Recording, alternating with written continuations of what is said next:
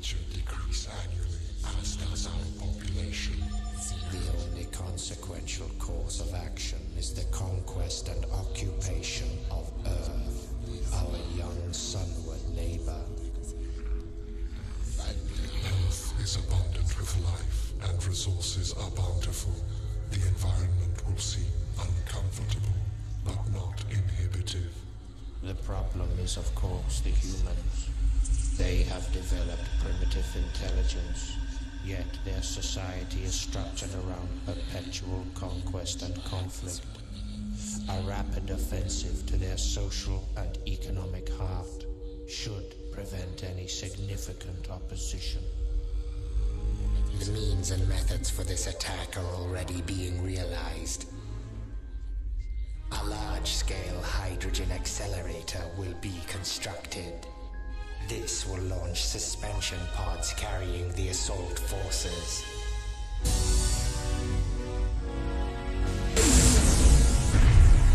We have not had the need for such destructive weaponry in over 5,000 years, but modifications to our current technologies will take place and should prove adequate to defeat the inferior human defenses.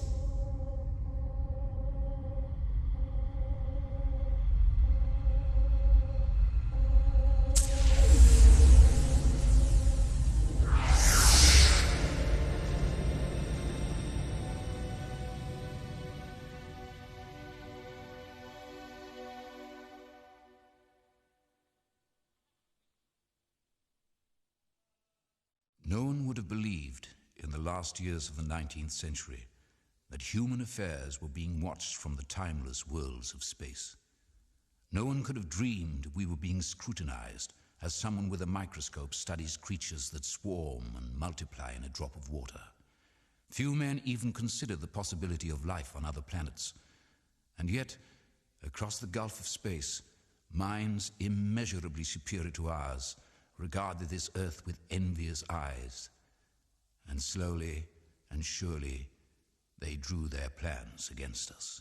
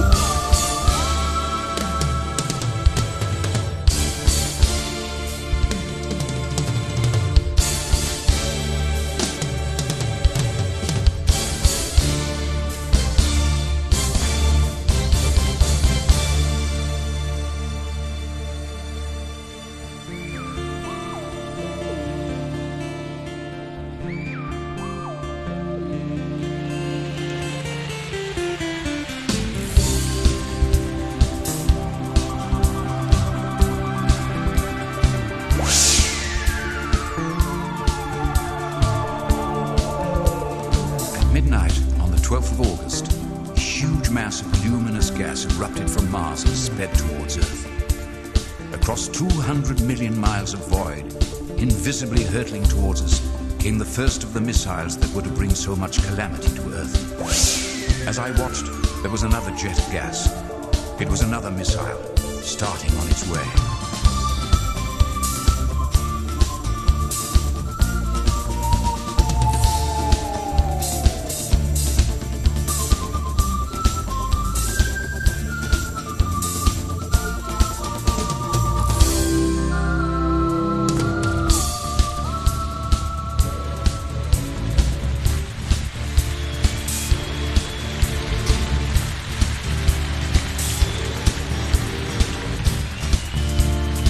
That's how it was for the next 10 nights. A flare spurting out from Mars, bright green, drawing a green mist behind it. A beautiful, but somehow disturbing sight. Ogilvy, the astronomer, assured me we were in no danger. He was convinced there could be no living thing on that remote, forbidding planet.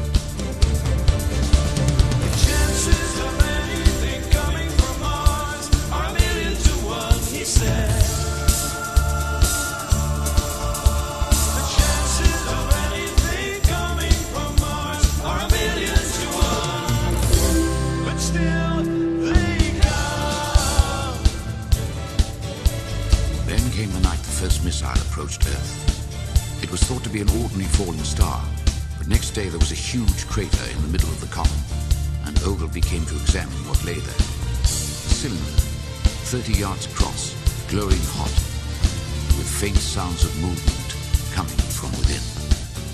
Suddenly the top began moving, rotating, unscrewing, and Ogilvy feared there was a man inside trying to escape.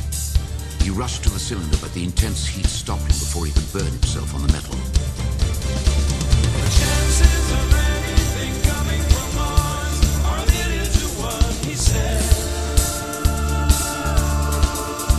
The chances of anything coming from Mars are a million to one, but still they come. Yes, the chances of anything coming from Mars are a million to one, he said.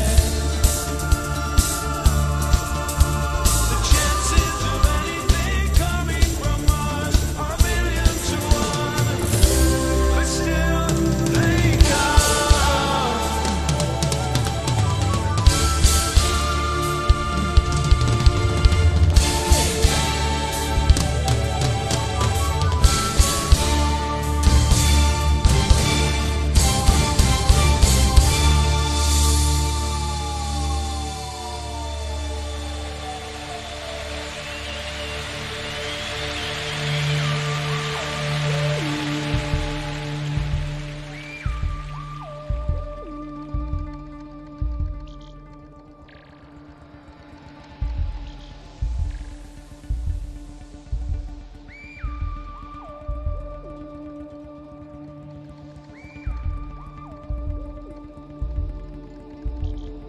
It seems totally incredible to me now that everyone spent that evening as though it were just like any other.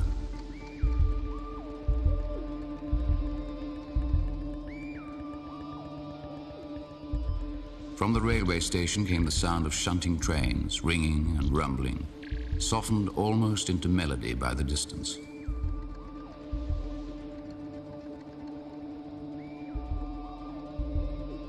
It all seemed so safe and tranquil.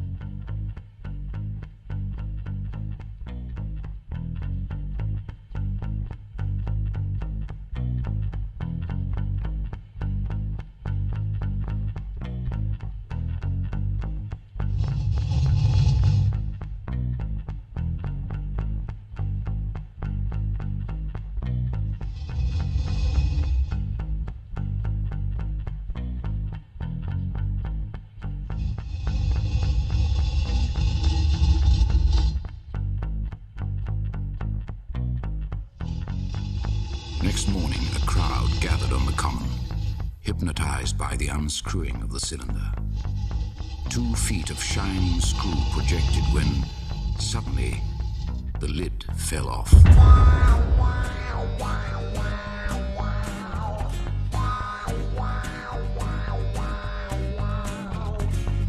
Two luminous, disc-like eyes appeared above the rim. A huge, rounded bulk, larger than a bear, rose up slowly, glistening like wet leather.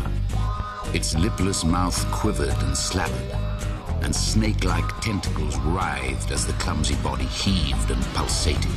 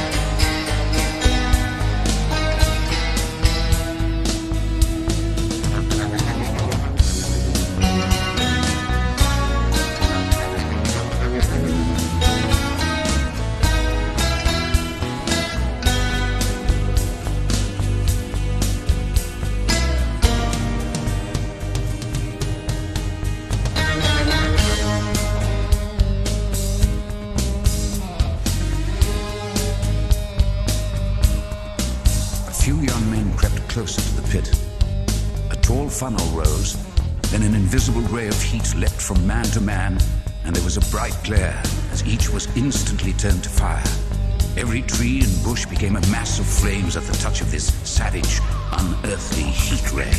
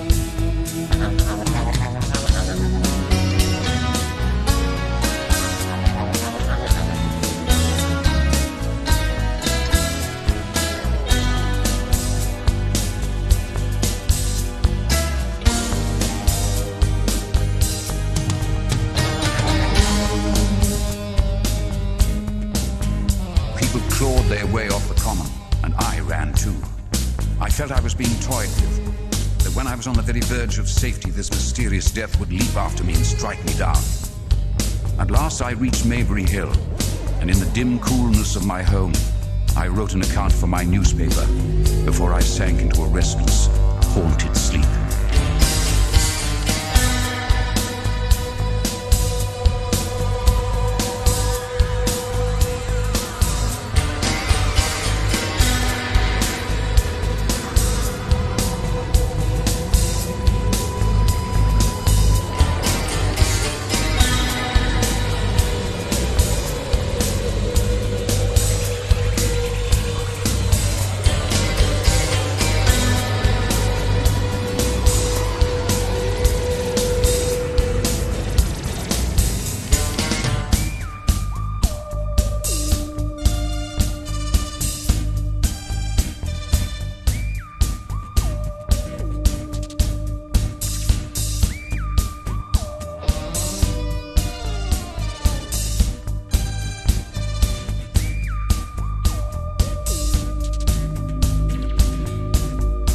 woke to alien sounds of hammering from the pit and hurried to the railway station to buy the paper.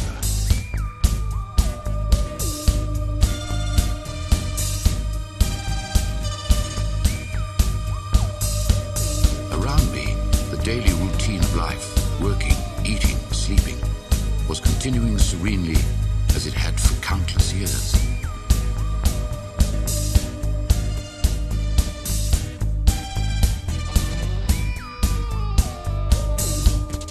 On Horsell Common, the Martians continued hammering and stirring, sleepless, indefatigable, at work upon the machines they were making. Now and again a light, like the beam of a warship's searchlight, swept the common, and the heat ray was ready to follow.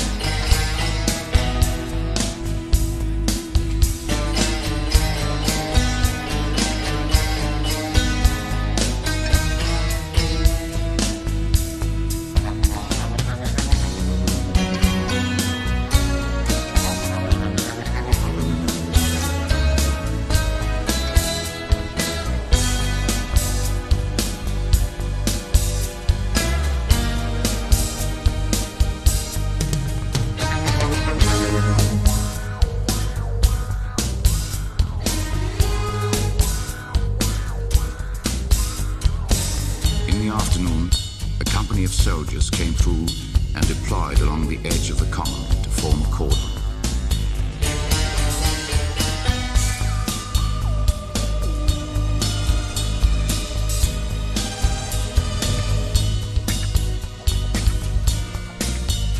That evening, there was a violent crash, and I realized with horror that my home was now within range of the Martians' heat ray.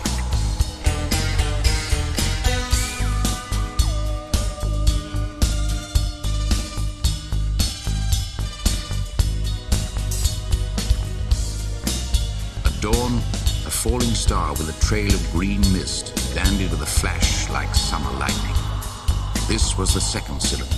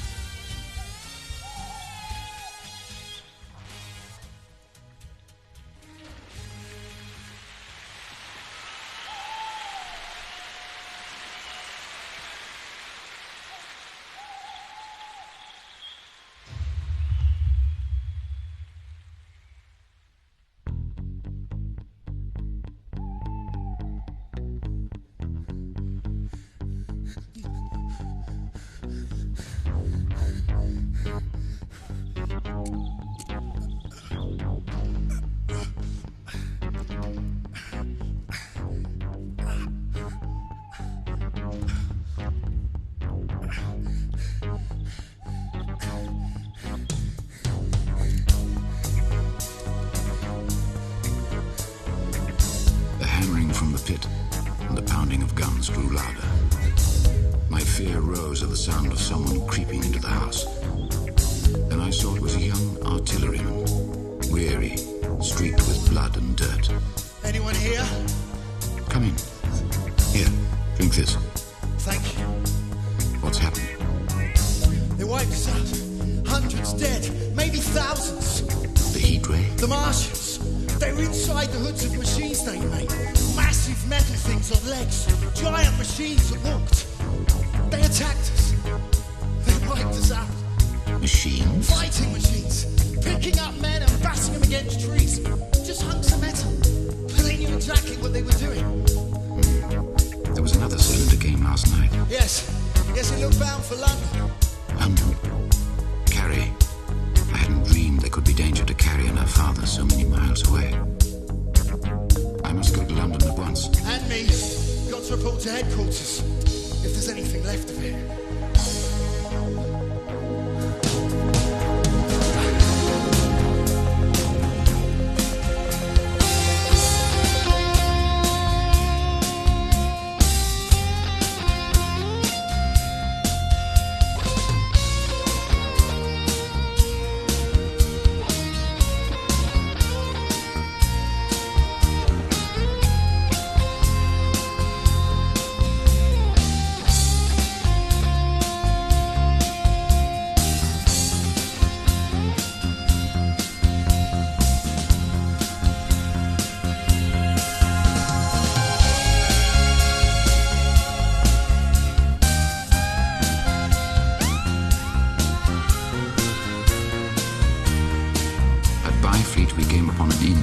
Deserted. Is everybody dead?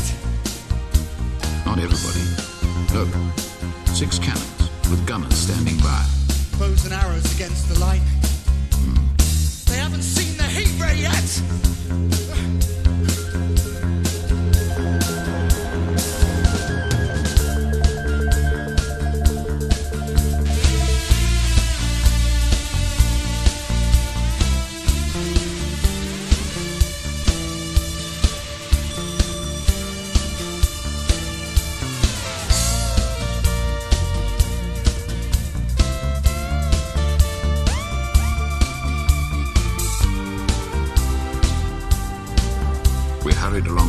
Weybridge. Suddenly, there was a heavy explosion. The ground heaved, windows shattered, and gusts of smoke erupted into the air. Look! There they are! What did I tell you?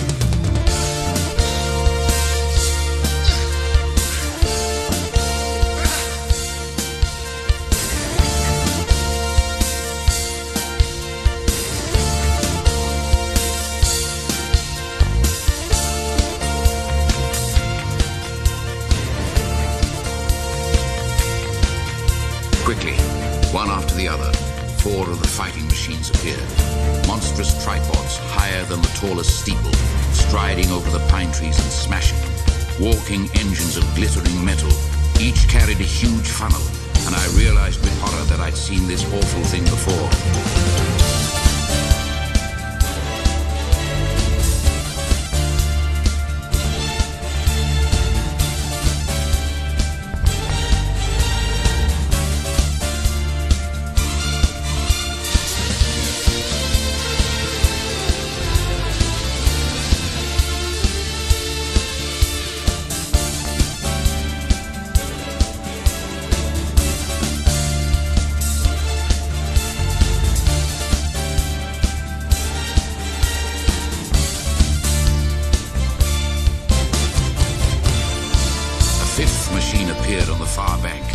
It raised itself to full height, flourished the funnel high in the air, and the ghostly, terrible heat ray struck the town.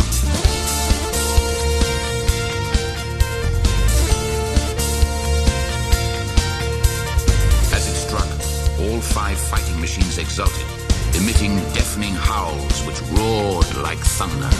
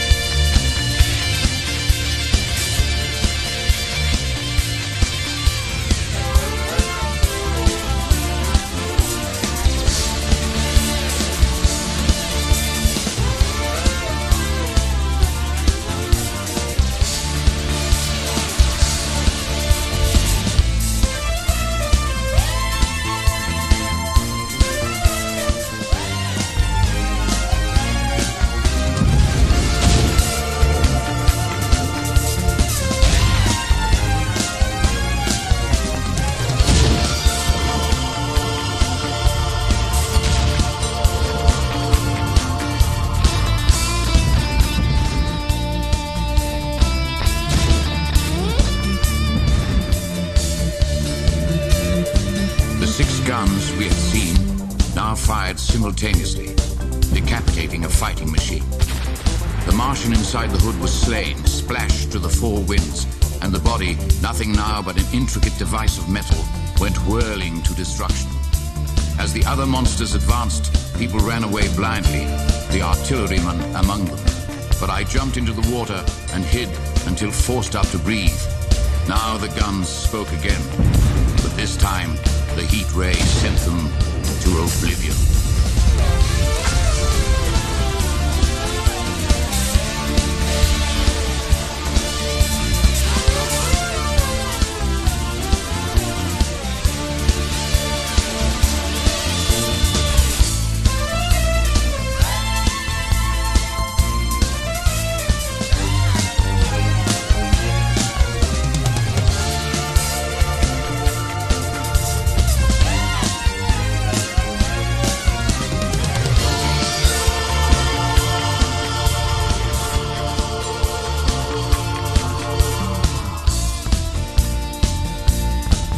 Flash, the heat ray swept across the river.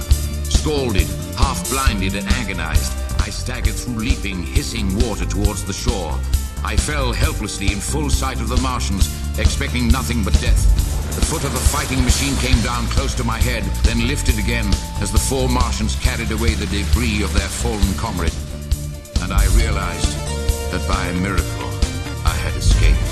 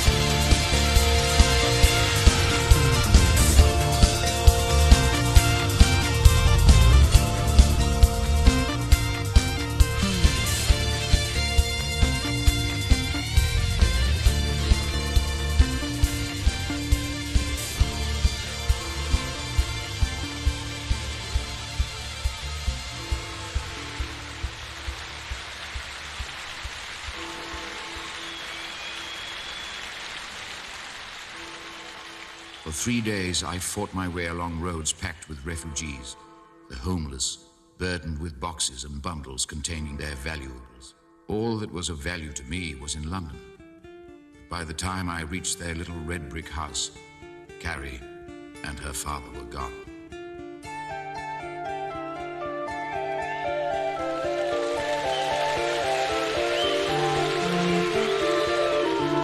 The summer sun is fading as the year grows old,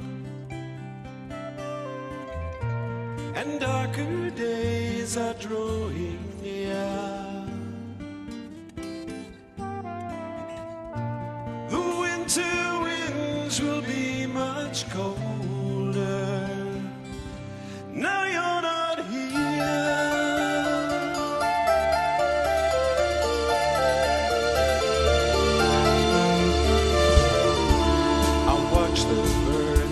South across the autumn sky,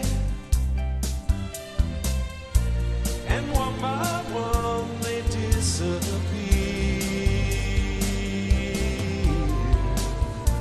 I wish that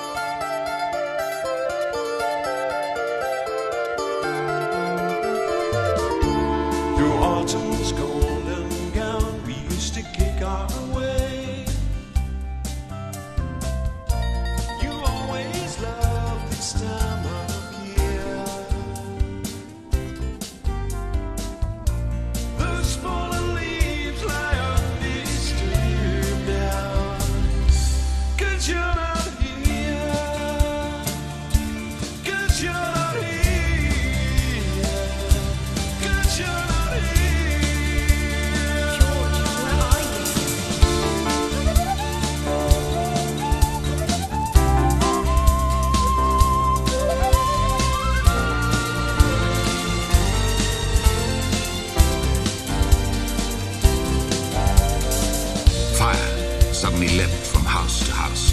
The population panicked and ran, and I was swept along with them, aimless and lost without carry. Finally, I headed eastward for the ocean and my only hope of survival, a boat out of England. Like the sun through the trees, you came to love me. Like a leaf on a breeze, you blew away.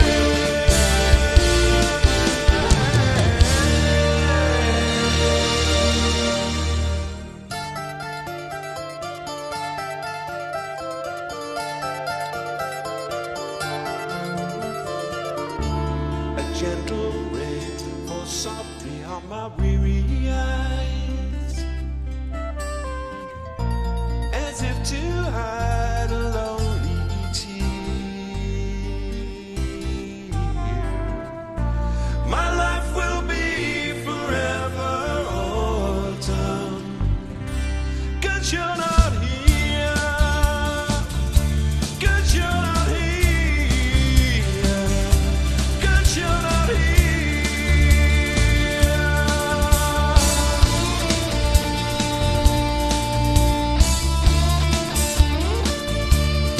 As I hastened through Covent Garden, Blackfriars and Billingsgate, more and more people joined the painful exodus.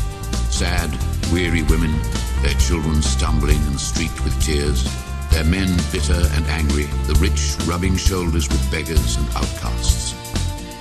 Dogs snarled and whined, the horses' bits were covered with foam, and here and there were wounded soldiers as helpless as the rest.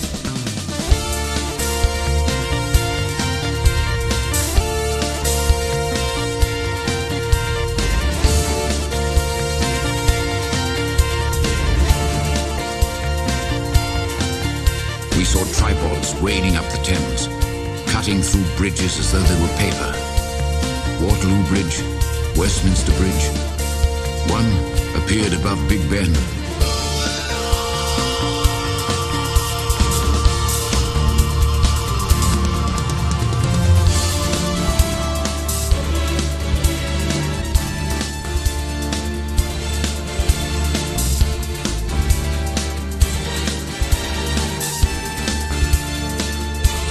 Never before in the history of the world had such a mass of human beings moved and suffered together. This was no disciplined march. It was a stampede, without order and without a go. 6 million people unarmed and unprovisioned, driving headlong. It was the beginning of the rout of civilization, of the massacre of mankind.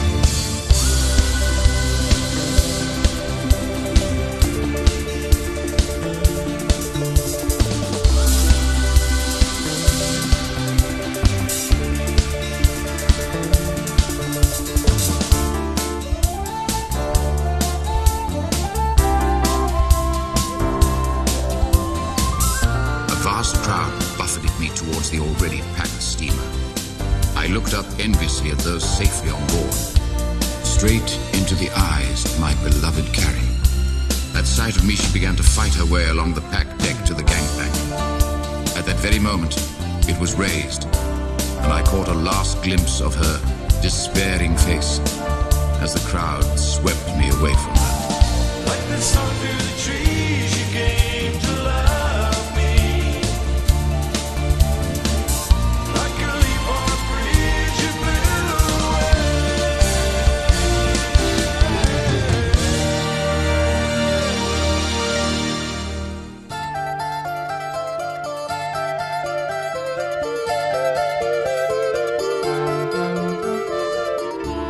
Through autumn's golden gown, we used to kick our way.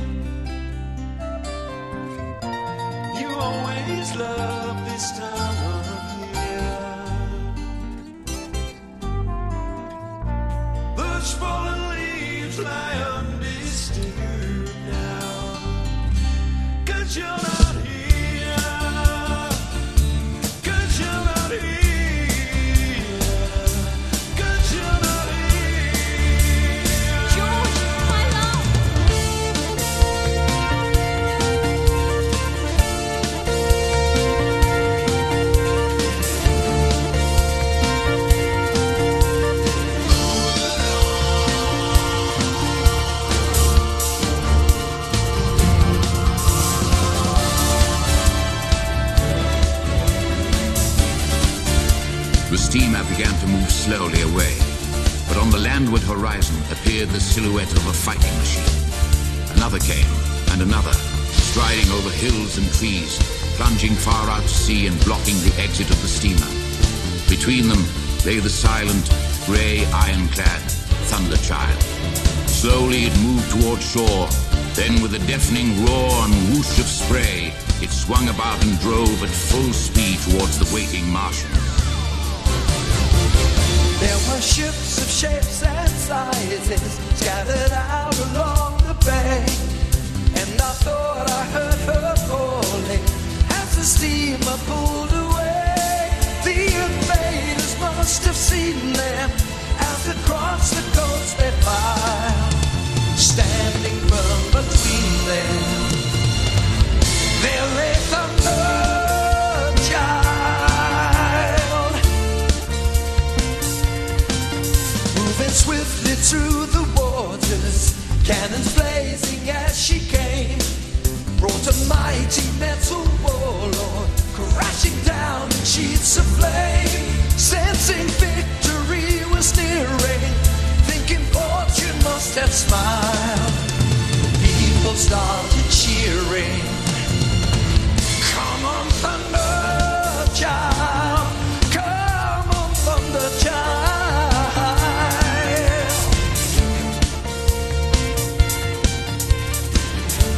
The Martians released their black smoke, but the ship sped on, cutting down one of the tripod figures. Instantly, the others raised their heat rays and melted the Thunder Child's valiant heart.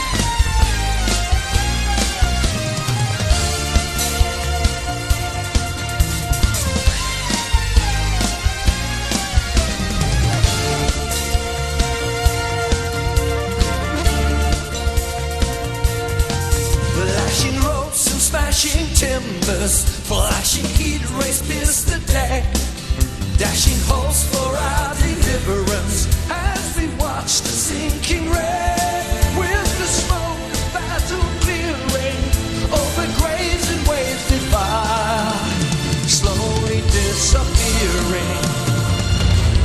Farewell, Thunder Child, slowly disappearing.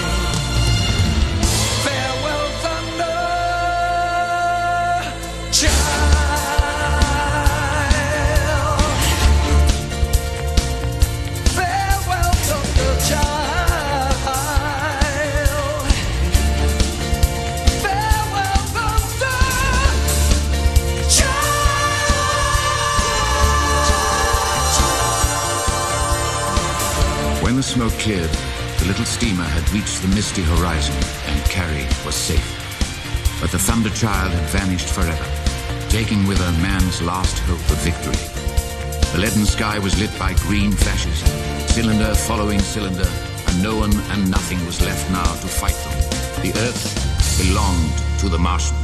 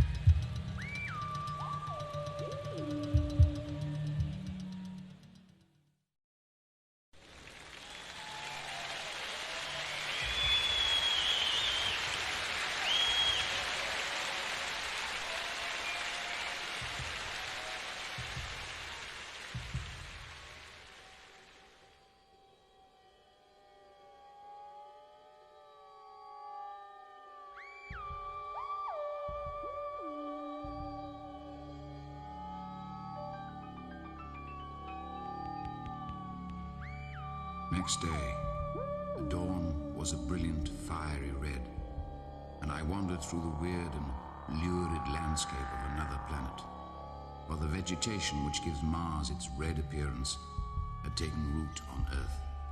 As man had succumbed to the Martians, so our land now succumbed to the red weed.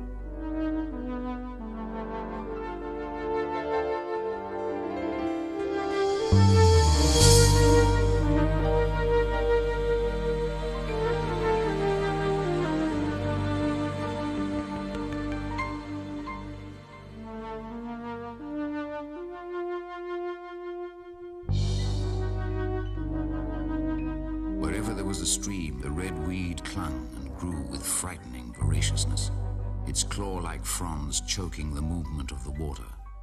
And then it began to creep like a slimy, red animal across the land, covering field and ditch and tree and hedgerow with living scarlet feelers, crawling, crawling.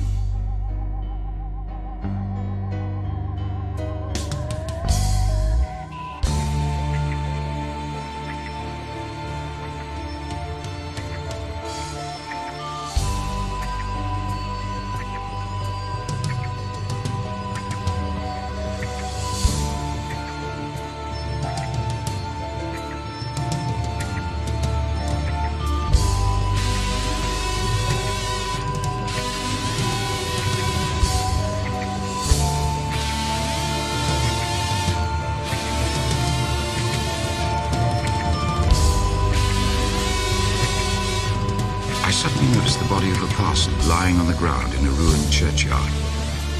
I felt unable to leave him to the mercy of the red weed and decided to bury him decently.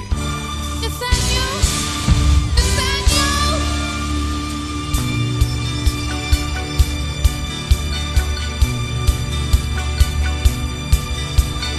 The parson's eyes flickered open.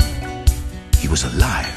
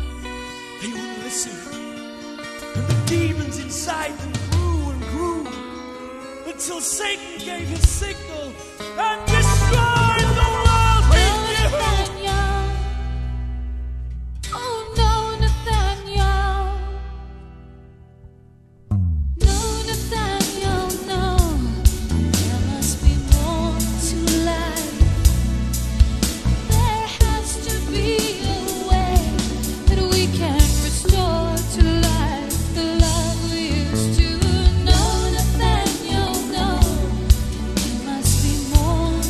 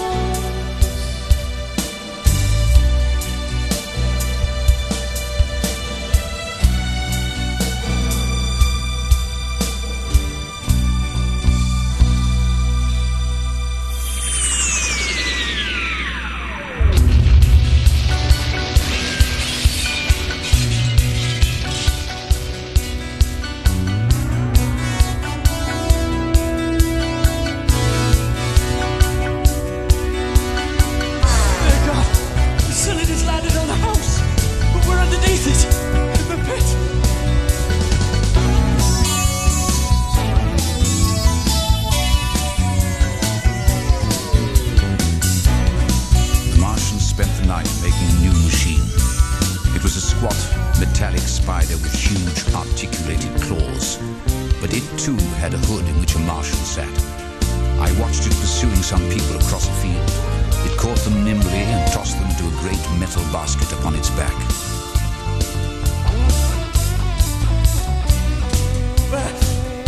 He's dead.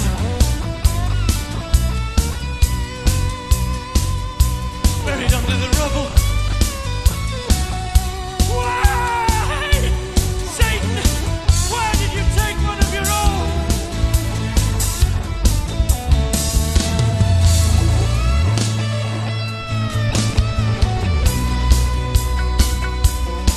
There is a curse on mankind. We may as well be resigned to let the devil take the spirit of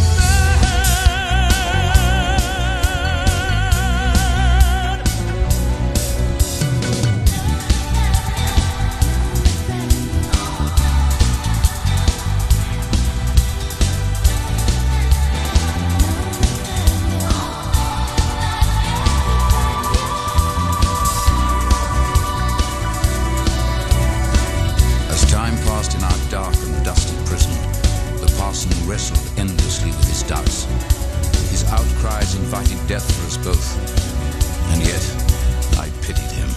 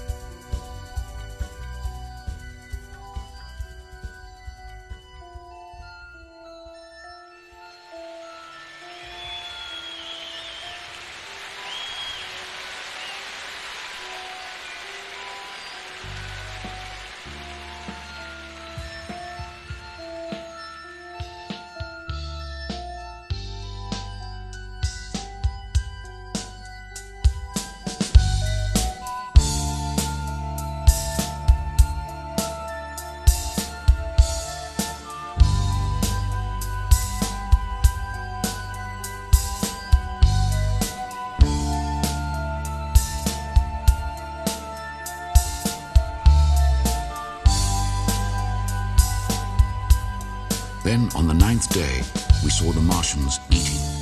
Inside the hood of their new machine, they were draining the fresh, living blood of men and women and injecting it into their own veins. It's a sign! I've been given a sign! They must be cast out!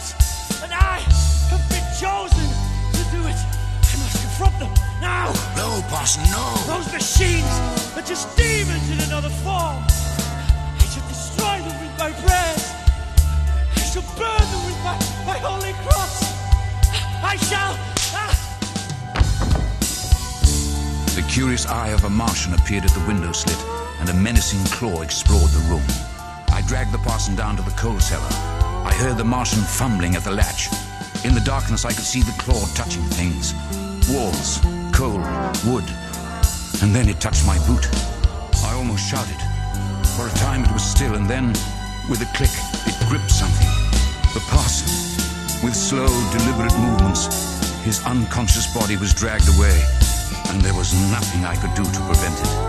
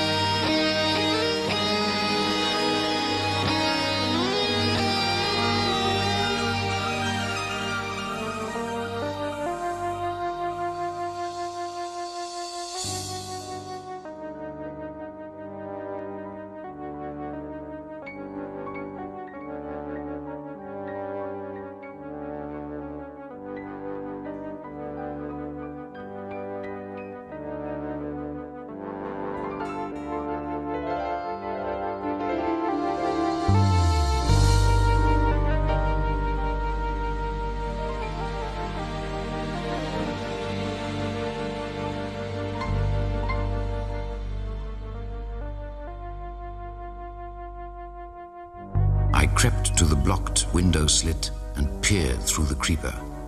The Martians and all their machinery had gone. Trembling, I dug my way out and clambered to the top of the mound. Not a Martian in sight. The day seemed dazzling bright after my imprisonment, and the sky a glowing blue. Red weed covered every scrap of ground, but a gentle breeze kept it swaying. And oh, the sweetness of the air.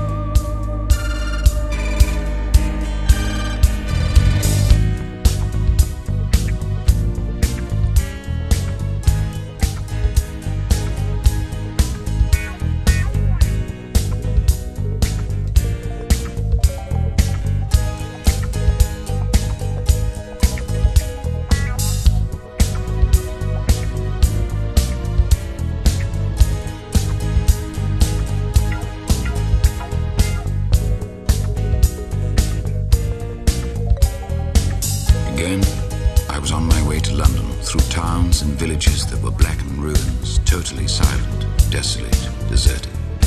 Man's empire had passed away, taken swiftly and without error by these creatures who were composed entirely of brain. Unhampered by the complex systems which make up man, they made and used different bodies according to their needs. They never tired, never slept, and never suffered, having long since eliminated from their planet the bacteria which cause all fevers and other morbidities.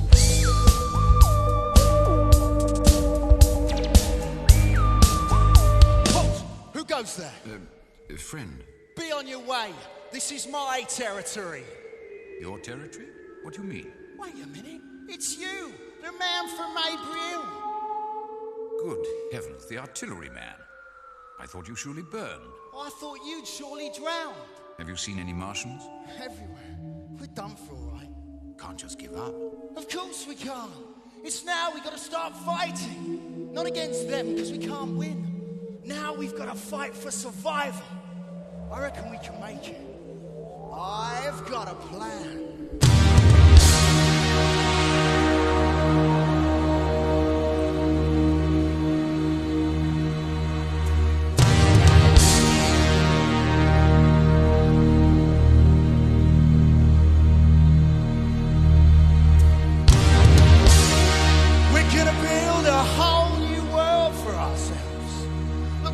Eyes on us that we're dead, right? So we gotta make a new life where they'll never find us. You know where? Underground. You should see it down there. Hundreds of miles of drains, sweet and clean now after the rain. Dark, quiet, safe. We can build houses and everything. Start again from scratch. What's so bad about living underground, eh? It's not been so great living up here, if you want my opinion.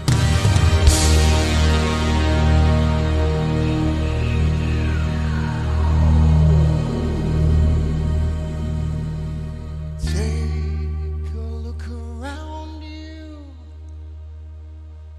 at the world we've come to know. Does it seem to be much more than a crazy circus show?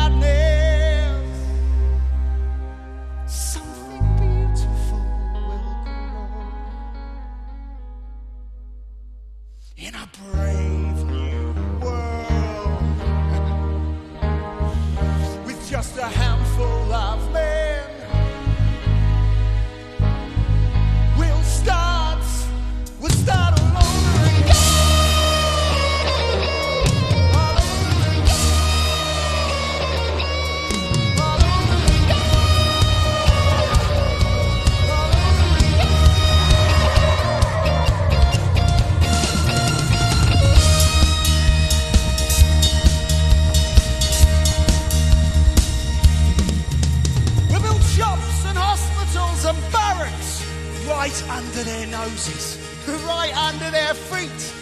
Everything we need. Banks, prisons, and schools. We'll send scouting parties to collect books and stuff. And men like you will teach the kids. Not poems and rubbish. Science! So we can get everything working. We'll build villages and towns. And we'll play each other at cricket. Listen, maybe one day we'll capture a fighting machine, eh? Learn how to make them ourselves and then... Wow! Our turn to do some wiping out. Whoosh! With our heat ray. Whoosh! And then running and dying, beaten at our own game. Man on top again!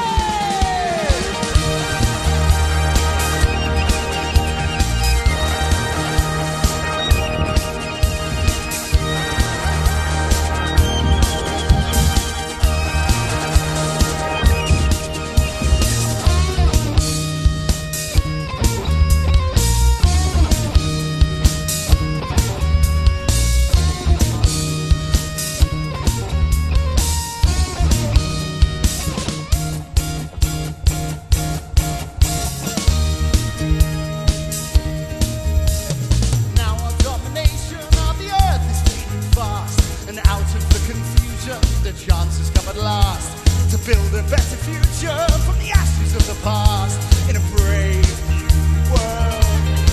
Give me a handful of men. We'll start all over again.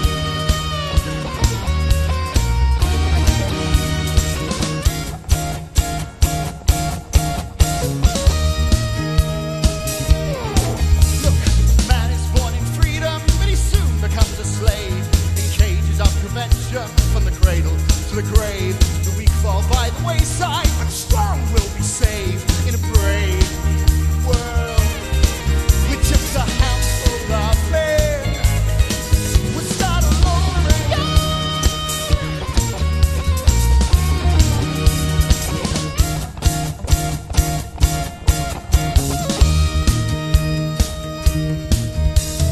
I'm not trying to tell you what to be.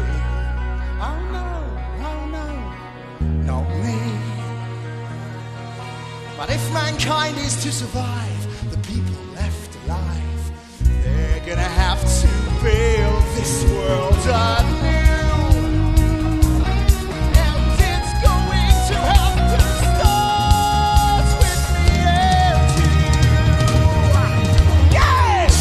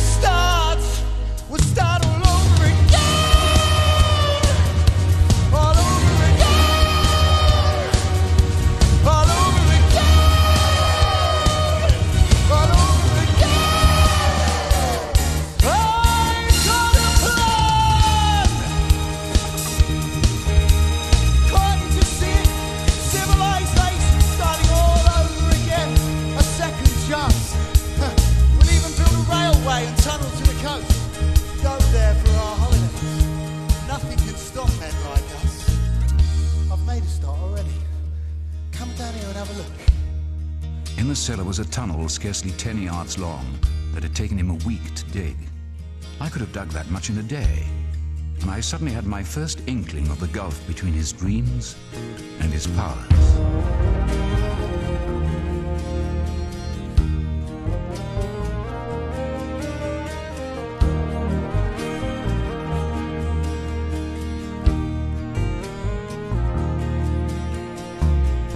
It's doing the working and the thinking and wears a fellow out. I'm ready for a bit of a rest. How about a drink, eh? Nothing but champagne, now I'm the boss. We drank, and then he insisted upon playing cards. With our species on the edge of extermination, with no prospect but a horrible death, we actually played games.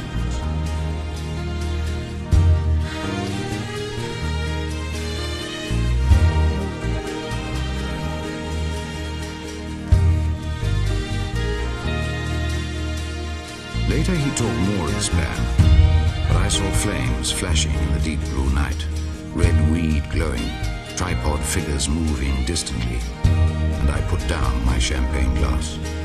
I felt a traitor to my kind, and I knew I must leave this strange dreamer.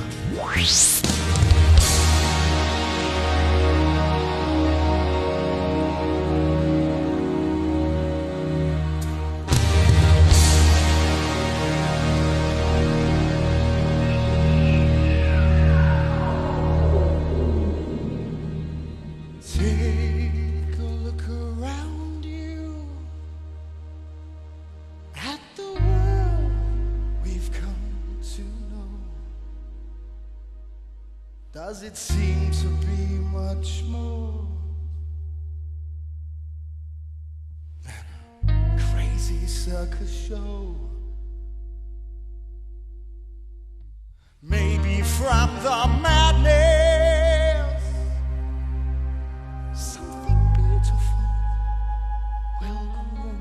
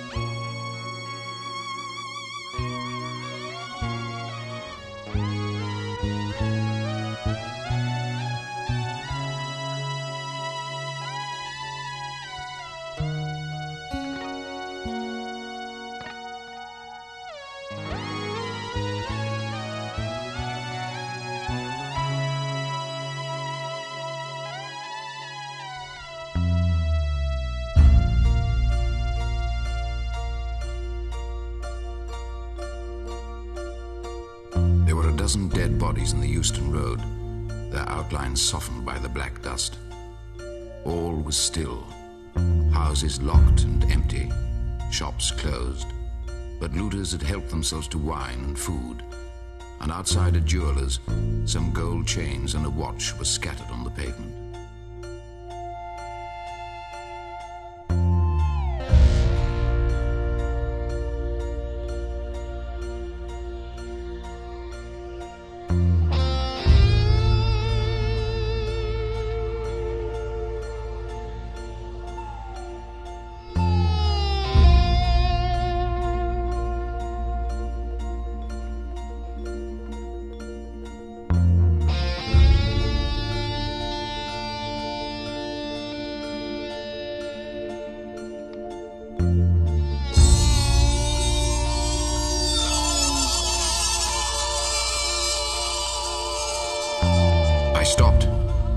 Staring towards the sound. It seemed as if that mighty desert of houses had found a voice for its fear and solitude.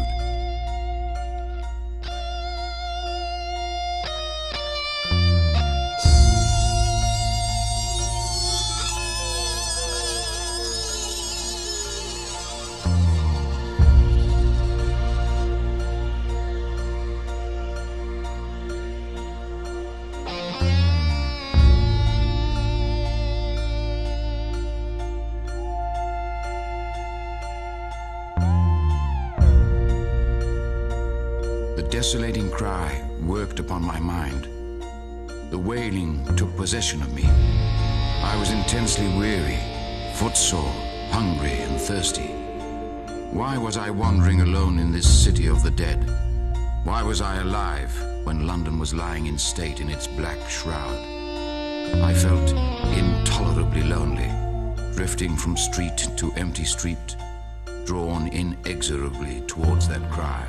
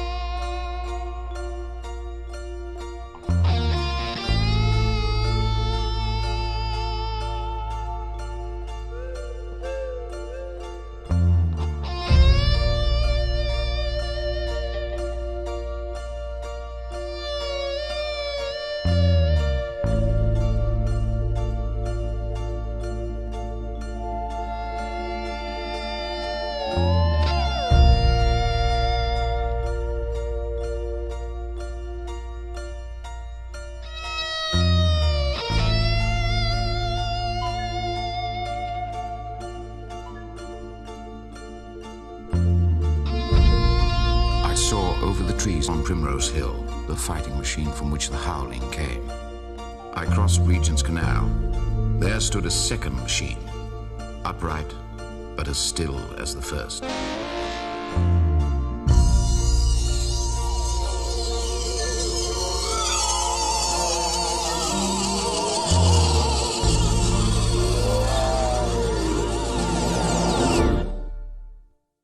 Abruptly, the sound ceased.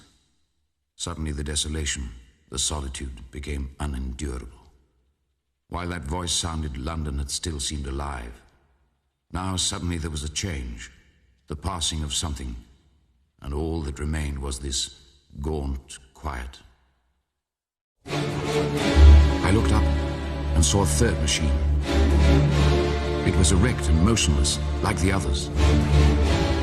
An insane resolve possessed me.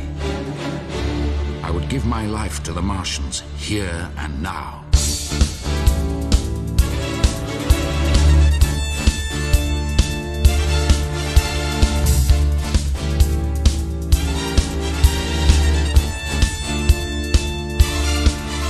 I marched recklessly towards the Titan and saw that a multitude of black birds were circling and clustering about the hood. I began running along the road. I felt no fear, only a wild, trembling exultation as I ran up the hill towards the motionless monster. Out of the hood hung red shreds at which the hungry birds now pecked and tore.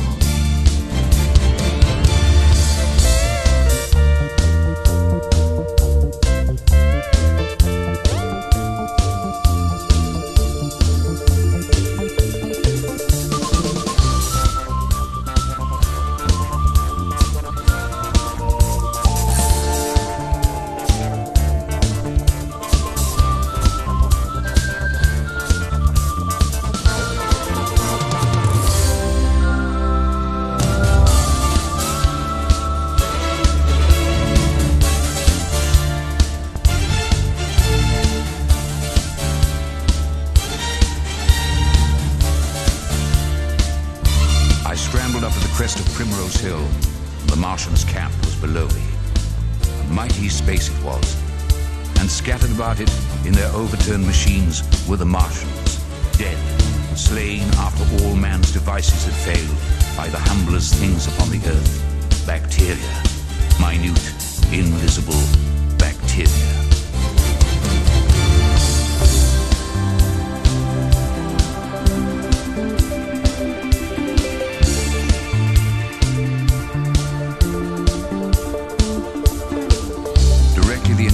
Arrived and drank and fed. Our microscopic allies attacked them.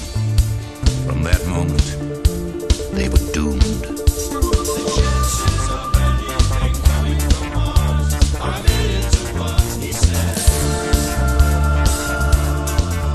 Chances of anything coming from Mars are millions of us. But still, the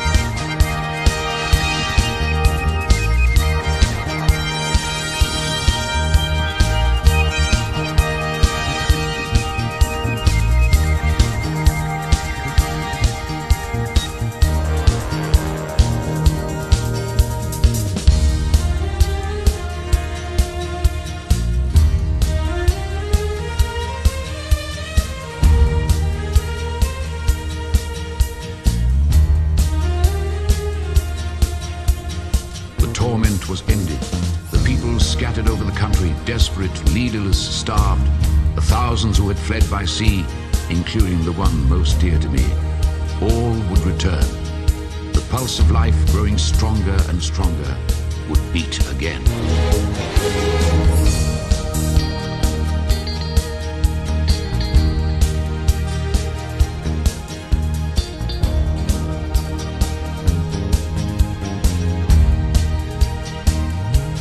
Ladies and gentlemen, please show your appreciation for the sung thoughts of the journalist, Justin Hayward.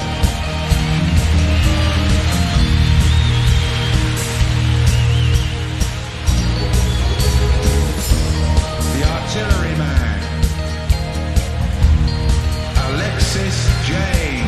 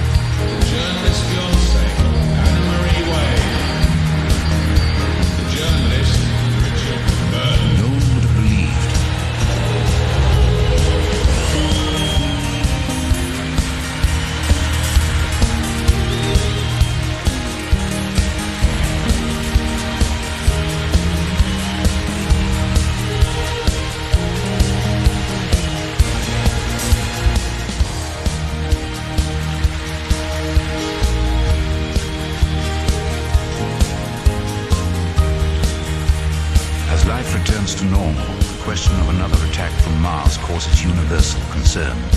Is our planet safe? Or is this time of peace merely a reprieve? It may be that across the immensity of space, they have learned their lessons and even now await their opportunity. Perhaps the future belongs not to us, but to the Martians.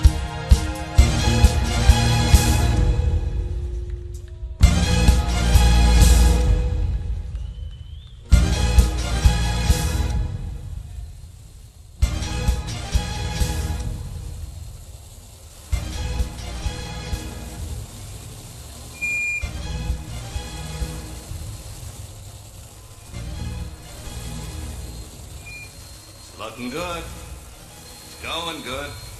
We're getting great pictures here at NASA Control Pasadena. The landing craft touched down on Mars 28 kilometers from the aim point. We're looking at a remarkable landscape, littered with different kinds of rocks, red, purple. How about that, Bermuda? Fantastic. Look at the dune field. Hey, wait, I'm getting a no-go signal. Now I'm losing one of the craft. Hey, Bermuda, you getting it? Oh, lost contact. A lot of dust blowing up there. Now I lost the second craft. We got problems. All contact lost, Pasadena. Maybe the antenna... What's that flare? You see it? A green flare coming from Mars. Kind of a green mist behind it. It's getting closer. You see it, Bermuda? Come in, Bermuda. Houston, come in.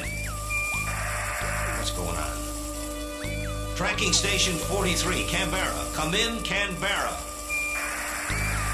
Tracking station 63. Can you hear me, Madrid? Can anybody hear me? Come in. Come in.